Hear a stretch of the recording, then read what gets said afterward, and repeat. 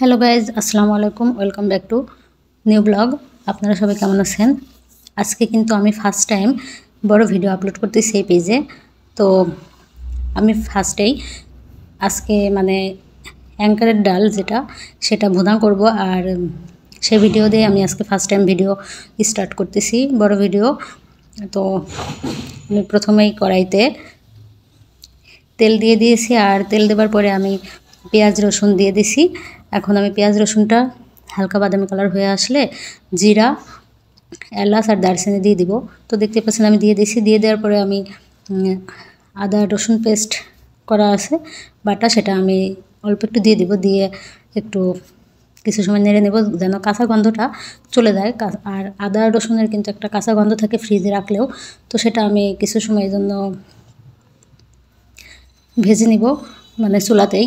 তারপরে আমি হলুদ, মরিচের গুঁড়া, লবণ আর ধনিয়া গুঁড়া দিয়ে দিব। আসলে আমার কথা একটু বেজে যাচ্ছে, এটা ফার্স্ট টাইম আমি ভিডিও 3 মিনিটের ভিডিও মেক করতেছি, তাই আমার কথাটা কিন্তু বেজে যাচ্ছে। এটা আপনারা সবাই একটু স্কিপ করে নেবেন, কেউ মাইন্ড করবেন না কিছু।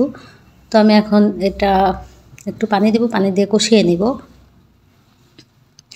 আর সবাই বলে যে তরকারি রান্নার ক্ষেত্রে মশলা যদি ভালোভাবে কষানো হয় তাহলে তরকার স্বাদ নাকি দ্বিগুণ বেড়ে যায়। তো আমিও তাই করতেছি, যেহেতু সবাই বলে, তো সেই ক্ষেত্রে থেকে আমার শেখা।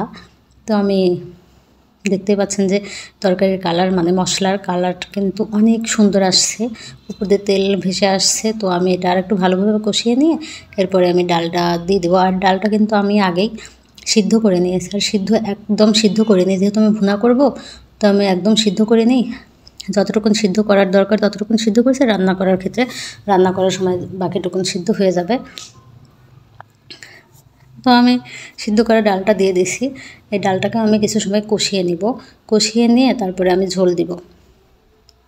আর হ্যাঁ, এটা আমার ফার্স্ট ভিডিও পেজে।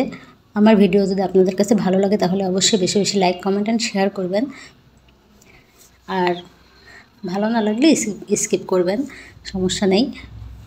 তো আমার এটা কষানো হয়ে গেছে ডাল। তো আমি এখন পানি দিয়ে দিচ্ছি, ঝোল।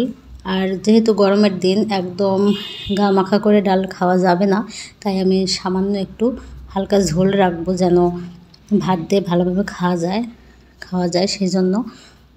তো আমি ডাল রান্না প্রায় শেষের দিকে। এখন আমি জিরা গুঁড়া দিয়ে দিব, জিরা গুঁড়ো দিয়ে তারপরে নামিয়ে নেব। আর আমার ভিডিওটি আপনারা কে কোথা থেকে দেখছেন সেটা আমাকে অবশ্যই কমেন্টে জানাবেন। তো আমার রান্না শেষের দিকে, রান্না শেষ। তো আমাদের দুপুরের খাবার আমি এখানে আছে ভাত, অ্যাঙ্কারের ডাল ভুনা, ঢেঁড়স ভর্তা আর পটল ভর্তা। তো সবাই ভালো থাকবেন। আল্লাহ হাফেজ।